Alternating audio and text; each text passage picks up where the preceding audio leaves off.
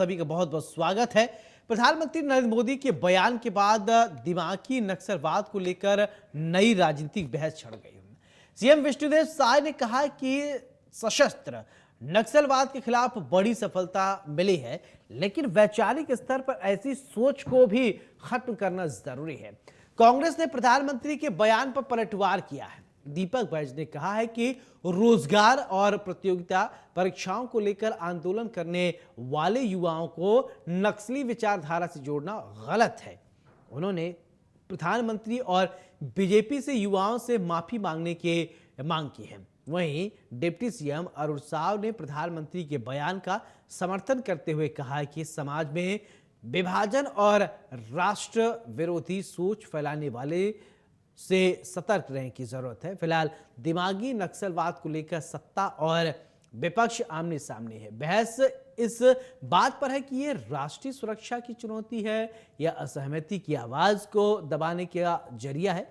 इसी पर होगी आज की बड़ी बहस, लेकिन उससे पहले आपको बयान सुनवाते हैं।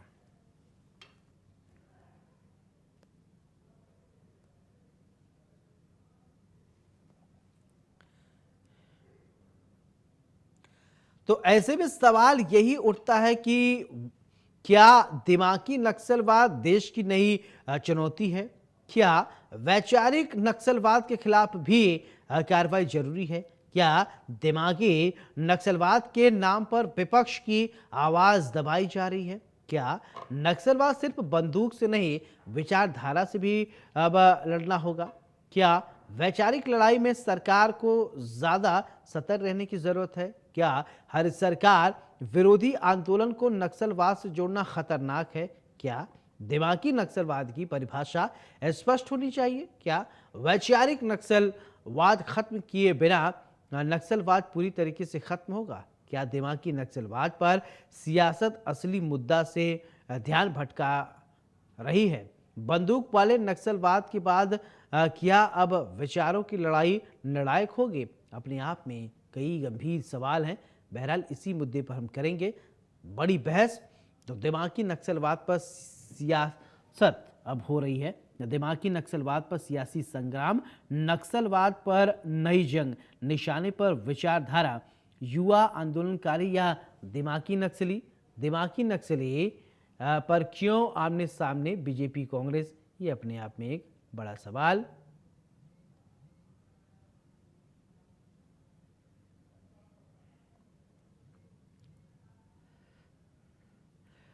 तो प्रधानमंत्री नरेंद्र मोदी के बयान के बाद ही दिमागी नक्सलवाद को लेकर नई राजनीतिक बहस छिड़ गई है। सीएम विष्णुदेव साय ने कहा कि सशक्त नक्सलवाद के खिलाफ बड़ी सफलता मिली है, लेकिन वैचारिक स्तर पर ऐसी सोच को भी खत्म करना जरूरी है। कांग्रेस ने प्रधानमंत्री के बयान पर पलटवार किया है। दीपक बैज ने कहा है कि रोजगार और प्रतियोगी परीक्षाओं को लेकर आंदोलन करने वाले युवाओं को नक्सली विचारधारा से जोड़ना गलत है। उन्होंने प्रधानमंत्री और बीजेपी से युवाओं से माफी मांगने की मांग की है। वहीं डिप्टी सीएम अरुण साव ने प्रधानमंत्री के बयान का समर्थन करते हुए कहा है कि समाज में विभाजन और राष्ट्र विरोधी सोच फैलाने वालों से सतर्क रहना चाहिए। राष्ट्र विरोधी सोच से आप सतर्क हैं। फिलहाल दिमागी नक्सलवाद को लेकर सत्ता और विपक्ष आमने सामने हैं।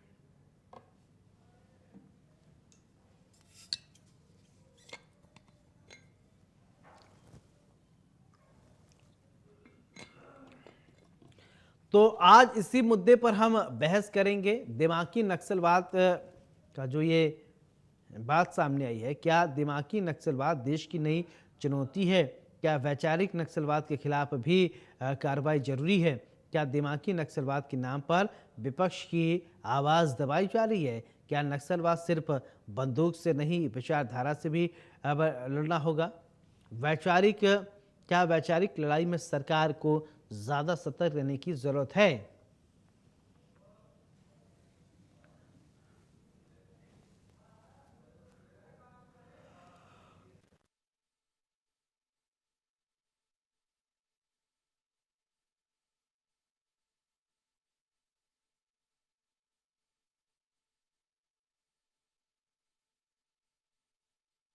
तो आज इसी मुद्दे पर हम बड़ी बहस में चर्चा करेंगे और इस चर्चा का जो केंद्र है, प्रधानमंत्री नरेंद्र मोदी ने लाल किला के प्राचीर से 15 अगस्त 2026 को एक बयान दिया और ये बयान इस समय सुर्खियों में है।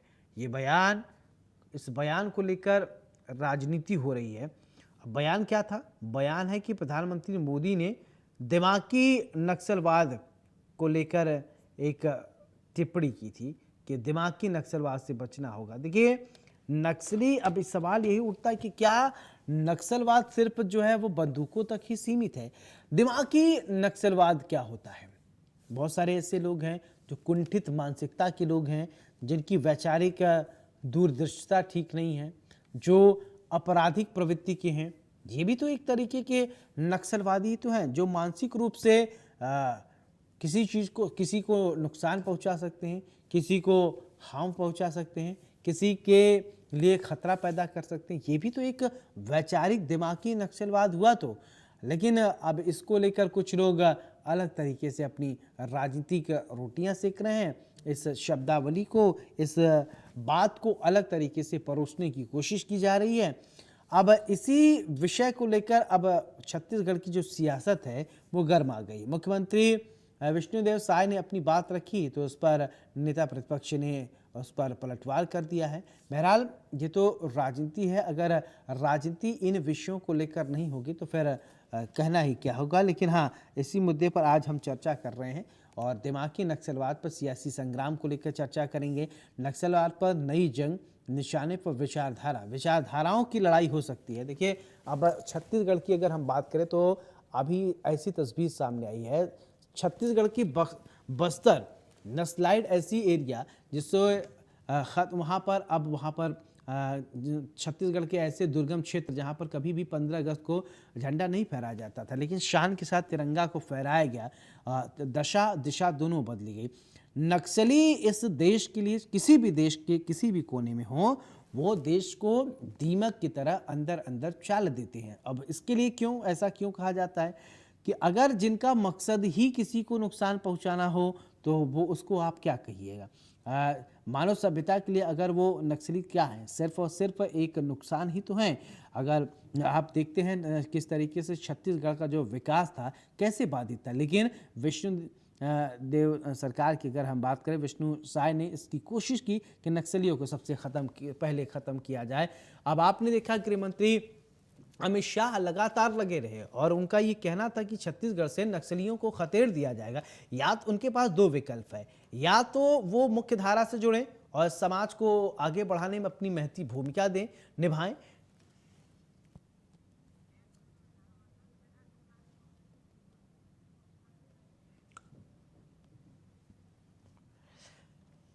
चले हमारे साथ एक मेहमान जुड़ गए हैं, खास मेहमान हैं, विनय शुक्ला जी हैं, कांग्रेस के प्रवक्ता हैं। विनय जी, बहुत बहुत स्वागत है आपका, हमारे साथ आप जुड़े। और चर्चा की शुरुआत, विनय जी, क्या दिमागी नक्सलवाद देश की नई चुनौती है? ये जो नक्सलवाद, दिमागी नक्सलवाद शब्द को लेकर प्रधानमंत्री नरेंद्र मोदी ने लाल किले के प्राचीर से ये बयान दिया था, तो आप दिमागी नक्सलवाद क्या होता है कैसे देखते हैं शुक्ला जी? सबसे पहले तो आपको, आपके दर्शकों को और साथी पैनलिस्ट को नमस्कार करता हूं। प्रधानमंत्री जी ने जिस प्रकार लाल किले से ये भाषण दिया, मुझे लगता है एक विपक्ष में जो दिमागी नक्सलवाद का जो नाम देकर विपक्ष को एक नाम दे दिया। अगर आंदोलन करना, किसी के अधिकार को मांगना, बच्चों के अधिकार पर लड़ना, पेपर लीक मामले में आंदोलन करना, बेरोजगारी मामले में आंदोलन करना, महंगाई के मामले में आंदोलन करना, ये सारी विषय में अगर सरकार विरोधी को ये कहती है कि ये दिमागी नक्सलवाद है, इससे देश को और समाज को समझना चाहिए, चिन्हांकित करना चाहिए, तो मुझे देश के प्रधानमंत्री जी को धन्यवाद देना चाहिए कि उन्होंने कम से कम ये पहचाना तो सही कि हमारे देश में जो हथियारबंद नक्सलवाद को खत्म करके अब दिमागी नक्सलवाद से हम लड़ाई लड़ेंगे। देखिए, सबसे पहले बात तो जिनके ऊपर वो चिन्हांकित कर रहे थे, उनको तो उनके साथ जो संस्था है, जो संस्था का दुरुपयोग करके वो पता लगाते हैं कि कौन भ्रष्ट नेता है, कौन भ्रष्टाचारी में डूबे हुए हैं, जिनको मैं अपने पास बुलाकर वॉशिंग मशीन में डालकर उसको बीजेपी का शुद्धिकरण करके उसको पाक साफ बना दूं, ऐसे नक्सलवाद की बात करते हैं। या फिर उस नक्सलवाद की बात करते हैं जब पिछले साल जब ऑपरेशन सिंदूर हुआ था, तो हमारे देश के रक्षा मंत्री जी कहते हैं कि कोई भी शख्स, कोई भी जवान शहादत नहीं हुआ, लेकिन एक साल बाद पता चलता है कि 6 लोग जो शहीद हुए, उनका नाम उजागर के। क्या ये नक्सलवाद की दिमागी नक्सलवाद है? या फिर प्रधानमंत्री जी जब देश को संबोधित कर रहे थे तब महिलाओं को 3 लाख महिला कर बोले, फिर 3 करोड़ बोले और 6 लाख महिलाओं को लखपति बना दे, क्या ये नक्सलवाद है? मुझे नहीं लगता कि प्रधानमंत्री के जो बात वो 3 साल पहले कही थी कि अर्बन नक्सलवाद हमारे देश में बहुत सारे हैं। जो किसान जब आंदोलन चल रही थे तो किसानों को कहा था कि ये अर्बन नक्सल हैं। जब यही बात हम सांसद में एक चुने हुए सांसद ने पूछा कि ये अर्बन नक्सल होता क्या है, तब गृह मंत्री जी ने कहा था कि इसकी कोई परिभाषा नहीं है और ये होता ही नहीं। तो ये प्रधानमंत्री जी क्या कहना चाहते हैं मुद्दे को भटकाने के लिए? जिस प्रकार ये मुद्दा हमारे देश में फैले हुए हैं, बेरोजगारी, बढ़ती महंगाई, डीजल, पेट्रोल, किसानों का मुद्दा, बेरोजगारी का मुद्दा, महंगाइयों का मुद्दा, इसको छुपाने के लिए सबसे बड़ी बात तो स्टीम फाइल में प्रधानमंत्री जी के नाम है। इसको छुपाने के लिए क्या प्रधानमंत्री तरह तरह के नए नए इल्जाम अपने देशवासी को दे रहे हैं? क्या ये सही है? हमारे नेता आदरणीय दीपक बैज जी ने जो कहा है कि माफी मांगना चाहिए, तो मैं ये समझता हूं कि प्रधानमंत्री को देश से माफी मांगना चाहिए। आंदोलन करना सबका अधिकार है, चाहे सरकार को आईना दिखाना विपक्ष की भूमिका है। अगर आप इस प्रकार विपक्ष को दिमागी नक्सलवाद कहेंगे तो मुझे ऐसा लगता है कि देश से माफी मांगना प्रधानमंत्री की जरूरत है। ठीक है। अच्छा विनय जी, ठीक है, प्रधानमंत्री ने जो कहा वो तो उसका आपने सही विश्लेषण किया, या अभी बीजेपी प्रवक्ता जोड़ेंगे तो मैं उनसे पूछ लूंगा। लेकिन मैं एक बात ये समझना चाहता हूँ विनय जी, बहुत सारे ऐसे लोग हैं अभी भी जो दिखते कुछ और हैं, कहते कुछ और हैं, करते कुछ और हैं। ऐसा नहीं कि हर पार्टी हो, हर संस्थान हो, हर जगह दो तरीके के लोग होते हैं। एक बहुत अच्छे होते हैं लेकिन सफेद कपड़े के अंदर छिपे हुए बड़े, उनका सोच बहुत अजीब होता है। उसको आप, उन लोगों को कैसे आप देखेंगे? दिखने में तो बहुत नीट एंड क्लीन दिखेंगे, लेकिन जो उनकी मानसिकता होती है वास्तव में बहुत खराब होती है। उन लोगों को क्या कहेंगे आप? देखिए, जब सफेद पोशाक वाले ही जिस देश की रक्षा करने के लिए खड़े होते हैं और वही अभद्र भाषा करने लगते हैं, तो मुझे लगता है कि उनको उस जगह खड़ा होने का कोई अधिकार नहीं है। और देश आज युवाओं का देश है, 40 करोड़ युवा इस देश में रहते हैं और अपनी मांग लेकर अगर वो किसी चलिए प्रकार ठीक के है। आंदोलन करते हैं। विनय जी, मैं आपसे आपकी प्रतिक्रिया लूंगा, बाइट सुना देता हूं, फिर इसके बाद मैं आपसे आगे सवाल लेता हूं। ठीक है, बाइट सुनवाइए। उन्होंने सही कहा है और आज स्वतंत्रता दिवस के उपलक्ष्य में उन्होंने जो लाल किला से पूरे देश को संबोधित किया है उसमें छत्तीसगढ़ का बहुत जिक्र है और नक्सलवाद जो समाप्त हुआ है उसका भी उन्होंने जिक्र किया है। और दिमागी नक्सली बचे हैं, शस्त्रधारी नक्सली तो समाप्त हुए हैं, लेकिन जो दिमागी हैं, जो आइडियोलॉजी वाले हैं, तो उनको भी समाप्त करना बहुत आवश्यक है। उनकी आइडियोलॉजी को समाप्त करना आवश्यक है, तभी जाके पूरी तरह से नक्सलवाद। अपनी हक और अधिकार की लड़ाई लड़ रहे युवाओं को दिमागी रूप से नक्सली कहा है, जबकि वो दिमागी रूप से नक्सली नहीं। सरकार के खिलाफ अपने हक और अधिकार के लिए वो लड़ाई लड़ रहे हैं, आवाज उठा रहे हैं।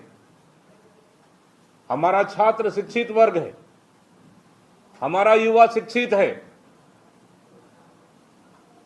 जो सरकार के खिलाफ आवाज उठाता है, क्या वो दिमागी नक्सली हो सकता है? इसलिए हम कह रहे हैं इस सरकार से, भारतीय जनता पार्टी से, कि मोदी जी, हमारे युवा और छात्र दिमागी नक्सली नहीं है, वो हमारे देश के। घर से आज पूरे देश से सशस्त्र नक्सलवाद समाप्त हुआ है। ये नक्सलवादी करते क्या थे?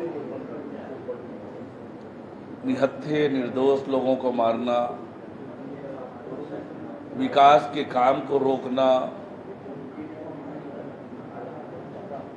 संविधान और देश की विपरीत बातें कहना, और आज वो सशस्त्र नक्सलवाद समाप्त हुआ है। पर ऐसे लोग जो समाज में विभाजन पैदा करने वाले लोग हैं, बातों को प्रचारित करने वाले लोग हैं, तो निश्चित रूप से प्रधानमंत्री माननीय नरेंद्र मोदी जी ने जो कहा है वो सही है। हमारा देश एकजुट रहे, मजबूत रहे, देश आगे बढ़े, इसके लिए सशस्त्र नक्सलवाद तो समाप्त हो गया है। ये दिमागी नक्सलवाद है, इनको भी, इनसे भी सावधान रहकर, इनसे बचकर देश को आगे बढ़ाने की आवश्यकता है। बिल्कुल उन्होंने सही कहा है। और आज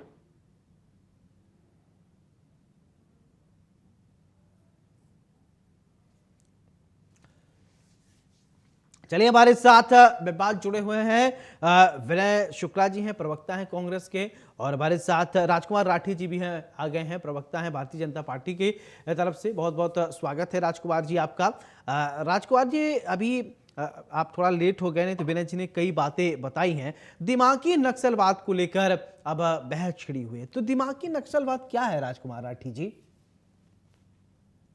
देखिए त्रिपाठी जी, प्रधानमंत्री जी ने स्पष्ट रूप से कहा है कि जो प्रोफेसर, शिक्षक, कवि, ये जो हमारे युवाओं को बहकाने का काम करते हैं, दिमागी नक्सलवाद है। और प्रधानमंत्री जी के बयान के बाद आप देखेंगे कांग्रेस के एक सीनियर लीडर पी चिदम्बरम जी का बयान आया है कि उन्हें दिमागी नक्सली होने पर गर्व है। ये बड़ा दुर्भाग्य का विषय त्रिपाठी जी। कांग्रेस ने खुद स्वीकार कर लिया है कि किसके दिमाग में नक्सली सोच बैठी। आपको याद होगा त्रिपाठी जी, जब देश में मनमोहन सिंह की सरकार थी, मनमोहन सिंह जी देश के प्रधानमंत्री थे, तो उन्होंने कहा था कि नक्सलवाद देश की आंतरिक सुरक्षा के लिए सबसे बड़ा खतरा है। मैं आपके माध्यम से साथी प्रवक्ता से यही पूछना चाहूंगा, नक्सलवाद की जड़ें जो है वो किसके शासन में शुरू हुई? नक्सलवाद किसके शासन में फला फूला? क्या मुझे बताने की आवश्यकता है? इस देश में 60 से 65 साल कांग्रेस सरकार रही।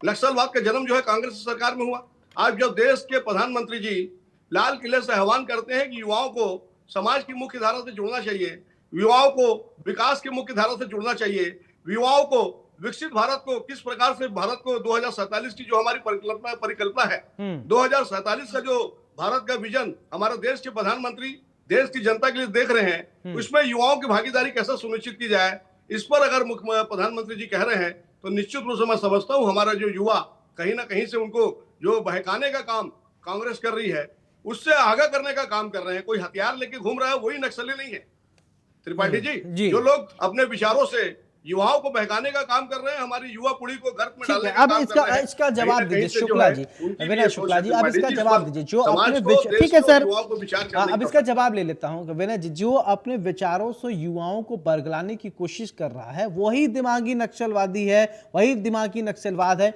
ये राजकुमार राठी जी कह रहे हैं। अब आप मुस्कुरा रहे थे सर, जवाब दीजिए। देखिए, साथी प्रवक्ता की बात मैंने सुनी और हंसी इस बात की आती है कि 2-3 साल पहले ही युवाओं के भरोसे में जब ये चुनाव लड़ा गया और युवाओं को ही देश की सबसे बड़ी ताकत बताए गए हमारे प्रधानमंत्री द्वारा, और आज उनका डर जो है हमने देखा है। जब युवा अपनी अधिकार के लिए लड़ाई किए, पेपर लीक मामले में जिस प्रकार जंतर मंतर में उन्होंने लड़ा और 36 दिन नरेंद्र मोदी की सरकार में एक जो शिक्षा मंत्री थे धर्मेंद्र प्रधान जी का इस्तीफा लिया, तब से मुझे लगता है नरेंद्र मोदी जी एक डर सा माहौल बन गया है उनके अंदर में, और वो 20 दिन तक संसद में भी नहीं पहुंचे, जिसका कारण यही लगता है कि उनके जो अंदर की जो इंसान है उनको पता चल गया है कि अब मैं नाकारा हो गया हूं, बिल्कुल अब खत्म हो रहा हूं, और पद को पकड़ने के लिए वो तरह तरह के बात करने लग गए हैं। मुझे अच्छी तरह याद है कि आज से 3 साल पहले उन्होंने एक अर्बन नक्सल का भी भाषा का प्रयोग किए थे। अर्बन नक्सल उनको कहा गया था जो किसान जब आंदोलन कर रहे थे, किसान के जो 3 काले कानून थे उसको हटाने की जब मांग कर रहे थे, तब उस समय उन्होंने अर्बन नक्सल का बात किए थे। अब उसी भाषा को संसद में उठाया गया, संसद में इस बात को भी रखा गया कि आप किसके ऊपर इशारा करते हैं, कौन है अर्बन नक्सल।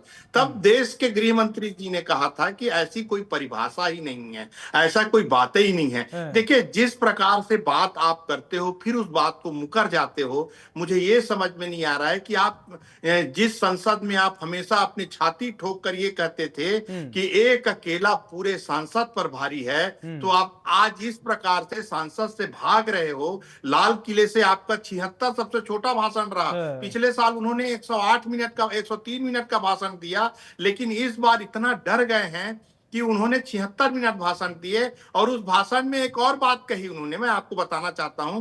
पहले वो बातें करते थे 2 लाख नौकरी देने की, अब इस भाषण में कहा कि एआई का जो है 1 करोड़ लोगों को, सॉरी 2 करोड़ बोला था, 2 लाख निकल गई मुझसे, 2 करोड़ों को नौकरी देंगे। लेकिन इस बार इस भाषण में उन्होंने कहा 1 करोड़ एआई के माध्यम से ट्रेनिंग दिया जाएगा और बच्चों को बिल्कुल देश की धारा में जोड़ेंगे। चले तो ठीक है, ऐसे इसका जवाब ले लेता हूं, ठीक है। क्योंकि आपने आरोप लगाया। जवाब राजकुमार जी, देखिए, पहले अर्बन नक्सलवाद की बात का जिक्र किया, फिर कोड किया अभी विनय जी ने कि गृह मंत्री ने उसको बयान दिया कि ऐसा कोई शब्द ही नहीं है, सदन के अंदर ऑन रिकॉर्ड बोला। और फिर अब दिमागी नक्सलवाद की बात आई, कह रहे हैं क्या इसको भी कहा जाए, कोई ऑन रिकॉर्ड बोला जाएगा, ये भी कोई ऐसी बात ही है ही नहीं। देखिए त्रिपाठी जी, ये पहली बार नहीं है। कांग्रेस के पास अब कोई विषय नहीं बचा है, देश में कोई मुद्दा नहीं है। कांग्रेस देश में मुद्दाविहीन हो गई है। अब कांग्रेस भ्रम फैलाने का काम कर रही है। आप देखेंगे छत्तीसगढ़ में जिस प्रकार से कांग्रेस, भूपेश बघेल ने सरकार बनाई 36 वादों को लेकर, उसमें कोई वादा पूरा हुआ नहीं और 5 साल में छत्तीसगढ़ की जनता ने सड़क में लाके खड़ा कर दिया। अब ये मुद्दाविहीन जो पार्टी है, मैं समझता हूं देश में जिस प्रकार से कांग्रेस की आज स्थिति है त्रिपाठी जी, ये जो है हमारे युवाओं को भ्रमित करने का काम, जनता को भ्रमित करने का काम कर रहे हैं। प्रधानमंत्री जी ने स्पष्ट कहा है कि देश के संविधान, न्यायपालिका, सुरक्षा बल, लोकतांत्रिक संस्थाओं के प्रति जनता और युवाओं के मन में अविश्वास और अराजकता का भाव पैदा करना, यह दिमागी जो है नक्सलवाद है। उन्होंने स्पष्ट कहा है। कांग्रेस उसको तोड़ मरोड़ के पेश कर रही है। इन्हीं के सीनियर नेता पी चिदम्बरम जी कह रहे हैं कि मुझे ये दिमागी नक्सलवाद होने पर गर्व है। इससे बड़ा देश का दुर्भाग्य नहीं हो सकता। जिस कांग्रेस ने देश में आजादी के बाद 60 से 65 साल शासन करने का काम किया और इंदिरा जी लगातार कहती रही कि हम गरीबी को समाप्त करेंगे। इंदिरा जी के शासन ने गरीबी तो समाप्त नहीं हुई, गरीबों को जरूर समाप्त करने का काम किया। मुझे याद है त्रिपाठी जी, इंदिरा जी को एक बार हवाई जहाज खराब होने के कारण ट्रेन से सफर करना पड़ा था। उन्होंने महिलाओं को जब ट्रैक के किनारे सोच करते हुए देखा तो कहा था कि यह देश के लिए दुर्भाग्य का विषय है कि हमारी माता बहनें ट्रैक के किनारे बैठ के सोच कर रही है। लेकिन उन्होंने उसकी कोई व्यवस्था नहीं बनाई। आज सुलभ शौचालय देश में जो है स्वच्छता अभियान के माध्यम से घर घर में जो है सुलभ शौचालय बनाने का काम। ठीक है विनय जी, फाइनल, ठीक है विनय जी, विनय शुक्ला जी, फाइनल कमेंट। ठीक है सर, आपकी बात है कि फाइनल कमेंट भी शुक्ला जी। देखिए, सबसे पहले तो मैं अपने साथी प्रवक्ता से ये पूछना चाहता हूं कि आप ही बता दीजिए कि हमारे देश में दिमागी नक्सलवाद कौन कौन है। आपके पास तो सारी संस्था है, अगर आप चाहें, देश के प्रधानमंत्री जी ने कहा हम मान गए हैं, उनके पास सारी संस्था है, सीबीआई है, ईडी है, इनकम टैक्स है, सब जानते हैं वो। और चाहें तो 10 दिन के अंदर पूरे देश को चिन्हांकित कर देंगे कि कौन अर्बन नक्सल है, कौन दिमागी नक्सल है और कौन नक्सलवाद से मुक्त चाहते हैं। अगर आप इस चीजों को चिन्हांकित कर दें तो हम आपके बहुत बहुत शुक्रगुजार होंगे। कम से कम देश एक विकसित देश बनते तो चले जाएंगे। हम तो आपसे ही पूछना चाहते हैं कि आप ही बता दीजिए कौन दिमागी नक्सल है, हम आपसे पूछ लेते हैं। चले ठीक है, आप ही के नेता कह रहे हैं, पी चिदम्बरम जी आप ही के सीनियर नेता हैं, वही कह रहे हैं कि मुझे दिमागी नक्सलवाद होने पर गर्व है। ये राजकुमार राठी नहीं कह रहा है। देखिए, जो आंदोलन करेगा, देखिए कभी ऑन रिकॉर्ड आप अर्बन नक्सलवाद पे मुकर जाते हैं। बहरहाल अब ये देखने वाली बात होगी कि दिमागी नक्सलवाद एग्जैक्टली है क्या। चलिए, बहुत बहुत शुक्रिया आप दोनों खास मेहमानों का हमारे साथ बड़ी बहस में चर्चा करने के लिए। देखिए, राजनीति में शब्दों का एक बहुत महत्वपूर्ण महत्व होता है। अब पूछिए क्यों? अगर शब्द किसने कहा? प्रधानमंत्री ने कहा। अब कहां से कहा? लाल किले के प्राचीर से जब प्रधानमंत्री नरेंद्र मोदी 140 करोड़ देशवासियों को संबोधित करते हैं, वहां से अगर कोई शब्द जब निकलती है तो उस हर एक शब्द के एक मायने होते हैं। अब दिमागी नक्सलवाद क्या है इसको समझाना बहुत महत्वपूर्ण है। विपक्ष इसको लेकर राजनीति कर रहा है। आप क्या सोचते हैं बताइएगा जरूर हमें। बड़ी बहस में मेरे साथ फिलहाल इतना ही। नमस्कार।